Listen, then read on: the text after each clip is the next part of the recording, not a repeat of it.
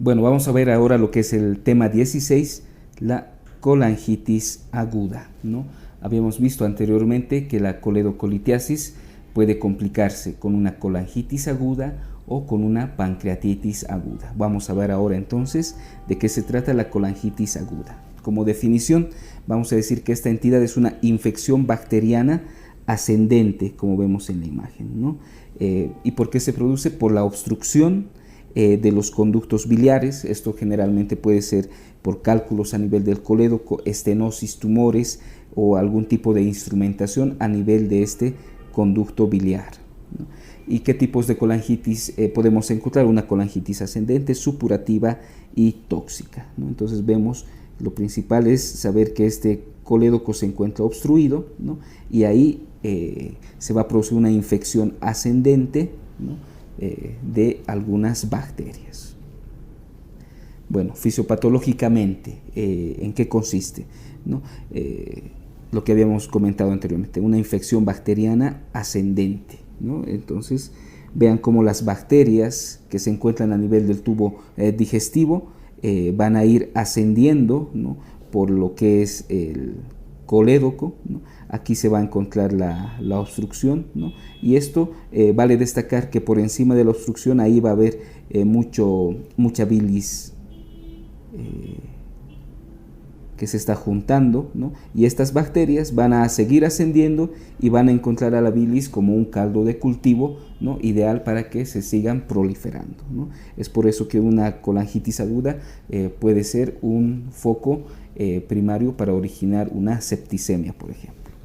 Bueno, entonces ese vendría a ser el primer componente, la infección bacteriana ascendente, ¿no? Como primer componente.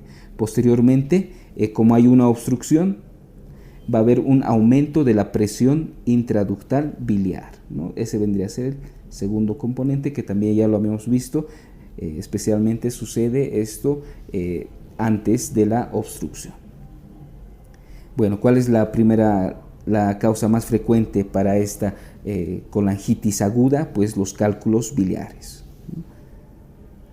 Bueno, y hay otras teorías, ¿no? Para poder ver la fisiopatología de esta identidad, que solamente las vamos a mencionar, ¿no? Por ejemplo, una diseminación bacteriana, pero por la vía de la vena porta, por medio de los linfáticos intraductales, mediante la secreción hepática y una infección de la vesícula biliar, ¿no? Son algunos conceptos que se manejan, pero el más adecuado, ¿no? es esa obstrucción por cálculos biliares que hace una infección ascendente bacteriana y con aumento de la presión intraductal biliar.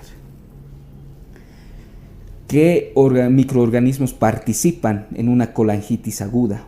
Varios, pero nos quedamos especialmente con este gram negativo, la Escherichia coli, ¿no? Que se presenta en la mayoría de los casos. Pero de igual manera tenemos que tomar en cuenta la Klebsiella pneumoniae y el Enterobacter, ¿no? Entonces, recordarse de esos tres principalmente, ¿no? Tenemos aquí la imagen de la E. coli, ¿no? Que presenta flagelos y algunas fimbrias, ¿no?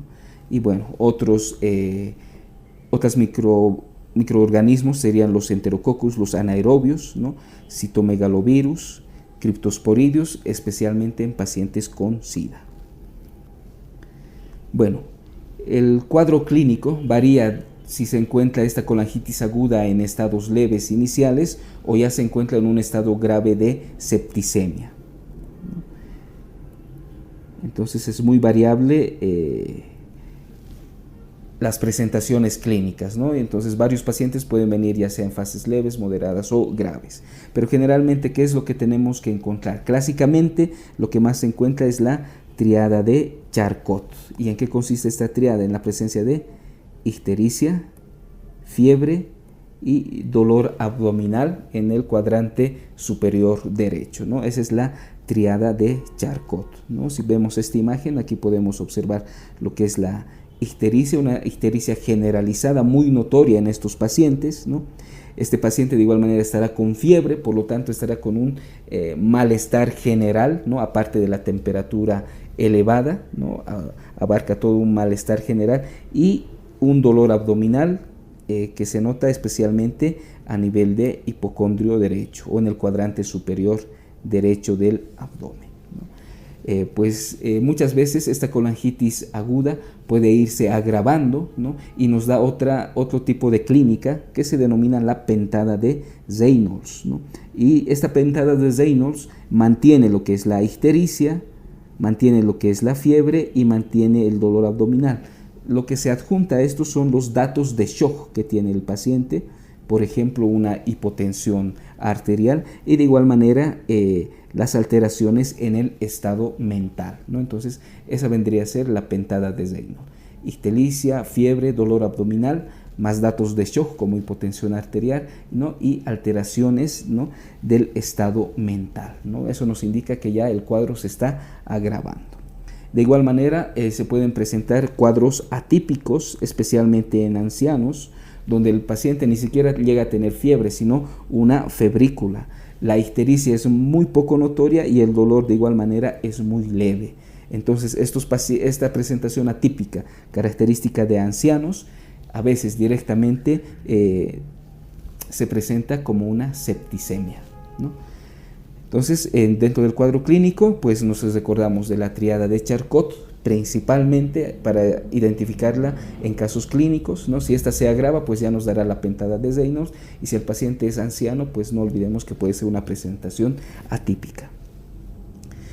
Bueno, para llegar al diagnóstico, ¿no? Ya tenemos la parte del cuadro clínico que ya nos debe hacer sospechar de este diagnóstico, especialmente por la tríada de Charcot, y qué es lo que vamos a poder encontrar en los laboratorios. Una leucocitosis, es muy importante ver la hiperbilirubinemia que se está presentando en el laboratorio del paciente. ¿Por qué? Porque esta hiperbilirubinemia, el grado de bilirrubina laboratorial, nos va a dar la severidad de la obstrucción, ¿no? Si está muy elevada, pues ya será una obstrucción de igual manera importante.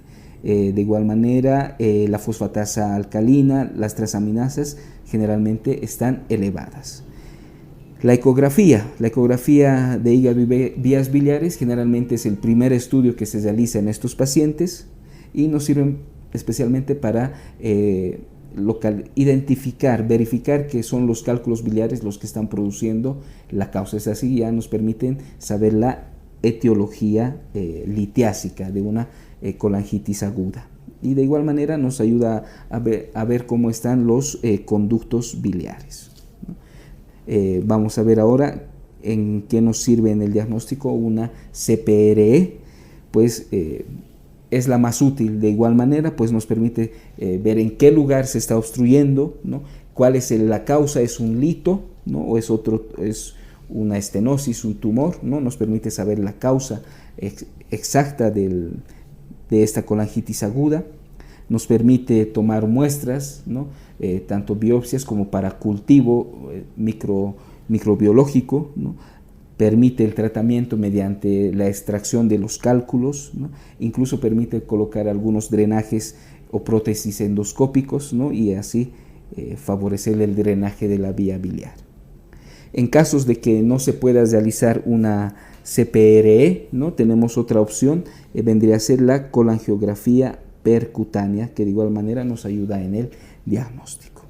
Y bueno, ¿para qué nos sirve una tomografía y una resonancia magnética en una colangitis aguda? Especialmente para descartar como causas una masa pancreática, por ejemplo, o una masa periampular, por ejemplo, un ampuloma, ¿no? Y ver lo que es la dilatación ductal correspondiente, ¿no? Es decir, resonancia, especialmente para descartar que no sean tumores los que están produciendo esta colangitis aguda, ¿no? De cualquier manera, hay que tener diagnósticos diferenciales, ¿no? Y los vamos a mencionar rápidamente, como una colecistitis aguda, un absceso hepático, una úlcera gastroduodenal, la pancreatitis aguda en sí también es un diagnóstico diferencial, una hepatitis aguda y una septicemia. Bueno, el tratamiento. Recordemos que el paciente está con mucho dolor abdominal en el cuadrante superior derecho, está con fiebre y por lo tanto con un malestar general, ¿no? Y pues bueno, presenta ese cálculo enclavado, ¿no? Ese cálculo enclavado que lo está poniendo histérico de igual manera, ¿no? La tríada de Charcot. Por lo tanto, el paciente está inestable. El primer tratamiento, el primer paso en el tratamiento de la colangitis aguda es estabilizar al paciente. ¿Y cómo lo estabilizamos? Con antibióticos de amplio espectro y reanimación con líquidos, ¿no? Muchos pacientes ya empiezan a estabilizarse, a mejorar con este tratamiento de antibióticos y esa reanimación con líquidos, ¿no? De cualquier manera, generalmente se realiza la CPRE, es decir, esa esfinterotomía con extracción de los litos, ¿no? ¿Para qué? Para poder eliminar la causa que está produciendo esta colangitis aguda. Posteriormente se programará una colecistectomía laparoscópica, ¿no? Para, bueno, en caso de que los cálculos se hayan originado en la vesícula biliar, ¿no? De cualquier manera, este vendría a ser el tratamiento estándar de una colangitis aguda: iniciar dándole antibióticos y muchos líquidos, ¿no? Realizar esta CPRE preoperatoria, ¿no? Para eliminar la causa de la obstrucción del colédoco, ¿no? Y si hay cálculos en la vesícula biliar, pues programarle posteriormente una colecistectomía laparoscópica. Pero vale destacar que hay un porcentaje, aproximadamente un 15%, donde los pacientes no estabilizan ni con antibióticos ni con líquidos, siguen ahí inestables con la presencia de una afección generalizada, mucho dolor abdominal e ictericia. En estos pacientes se debe realizar una descompresión biliar urgente, especialmente con el uso del tubo de Kerr, ¿no? Entonces, esto entonces en los pacientes que no responden al tratamiento inicial con antibióticos y líquidos. Tenemos aquí un pequeño esquema que resume el tratamiento de una colangitis aguda. Vean cómo empieza con lo que es el tratamiento antibiótico, ¿no? Y los líquidos. Se irá valorando, ¿no? Después de 12, 24 horas si el paciente está respondiendo a este tratamiento. Si es que hay una estabilización clínica, pues se le hará un drenaje biliar antes de las 72 horas, según este esquema, y si se consigue eliminar la causa, ¿no? Se les realizará una cirugía electiva. Pero ¿qué es lo que pasa si no hay una mejoría? Pues se le hará un drenaje biliar endoscópico urgente. Si este funciona, pues la cirugía programada posterior. Si este no funciona, incluso se valora hacer una CPRE nuevamente. Bueno, de cualquier manera vendría a ser lo mismo que hemos dicho, ¿no? Iniciar con antibióticos, líquidos, hacer la CPRE preoperatoria, sacar los litos por esta esfinterotomía y luego programar una ColeLap, ¿no? Para quitar la vesícula y los cálculos biliares que puedan estar en ella. ¿Cuál es el pronóstico de esta patología? Tiene una mortalidad de un 5%. ¿Y qué factores de mal pronóstico tenemos que tener en cuenta? Una hiperbilirubinemia muy alta, una temperatura muy elevada, una leucocitosis muy elevada de igual manera, los ancianos son factores de riesgos, y una hipoalbuminemia. Bueno, entonces esto habría sido el resumen de lo que ha sido la colangitis aguda y espero les sirva para su estudio.